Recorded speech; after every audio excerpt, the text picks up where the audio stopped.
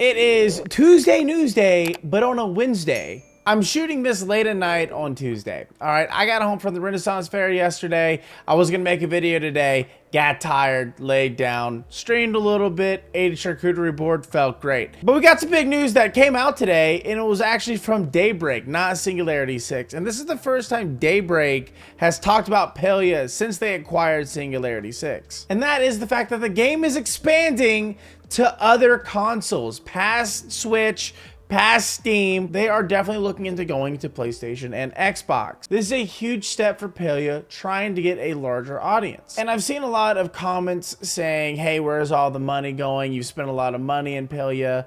What the fuck? And a lot of you dudes and dudettes have been saying that the game is feeling very underwhelming with these content updates. So today I'm gonna go ahead and talk about what is said in this article and my thoughts behind it, which will include like my best guesses on where the money's going and things like that. Plus we get to talk about the Elder Woods, and that's always a fun time. But with all that being said, let's go ahead and dive into the video. Daybreak acquired Singularity 6 this past July, which has yet to launch out of beta. Palia is still in open beta, we all know this, but they said this: during the quarter, we successfully acquired Singularity 6. For the period, S6 contributed with SEK 27.5 million in net revenue with an EBITDA margin near break even. So they almost broke even, which is good. Singularity 6 is making steady progress against the goal of bringing its game Palia to a broader audience in 2025 with planned releases on PlayStation and Xbox. Our expectations is for Palia to become a stronger contributor to Daybreak and EG7's overall performance upon its full release across all major console platforms. So they said that the game is coming to PlayStation and Xbox, which is fucking awesome. That is going to reach a lot more people, especially if the game remains free to play. Think about it, so many more people to buy cosmetics and other premium items. No, this is a really good thing. I think this will be very beneficial for Palia because it'll reach a broader audience. More people will play, more people will get into the game. Daybreak also says Palia is a genre-defining game that's still in open beta, but it says the team is shooting to get more consoles next year. And apparently that was an implication. It didn't really say it expressively like it's 100% coming in 2025, but that's a goal. Just adding in console players will be a huge move. Cozy MMOs are rare in general, but cozy MMOs are pretty much non-existent on those two platforms, PlayStation and Xbox. So Palia would pretty much be the first one. This could connect everyone, whether it's on PC, PlayStation, Nintendo, or Xbox. Imagine being able to play with Palia with almost everyone, anywhere, all the time. Now, if you want to add into that, if you want to dive further, I think it would be great if the game would release on Apple and Android devices using an external extension of your phone, like a backbone. I have a backbone. There's one of them around here somewhere. I've used it to play Palia on my phone. I streamed Palia from my computer to my phone. I was playing it in the living room.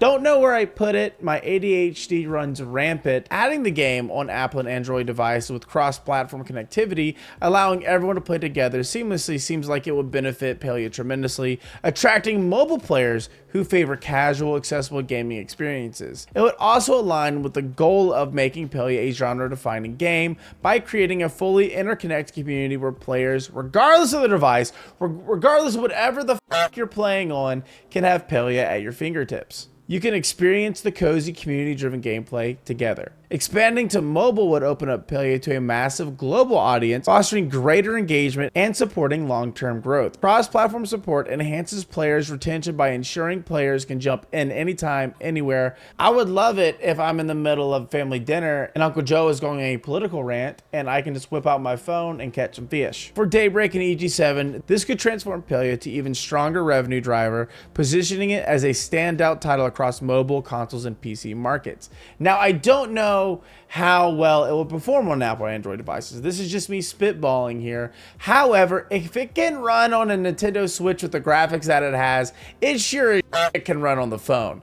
If this little bastard can run Genshin Impact, it can play Palia. So this is where I'm going to kind of answer the question, where is all the money going? And I don't know for a fact. This is just me guessing. Funds are probably going towards the console expansion and the Elder Woods update. The Elder Woods update is absolutely huge. And if you want to know what's exactly being put into the game, then you can go to Pelpedia.com. You can go to items and you can put obtainable, hit no, and it's all things being added behind all the files in the game. And you can see where they're slowly adding Elderwood's content behind everything, so the update won't be as beefy. And a lot of the stuff in the Elderwoods update looks awesome.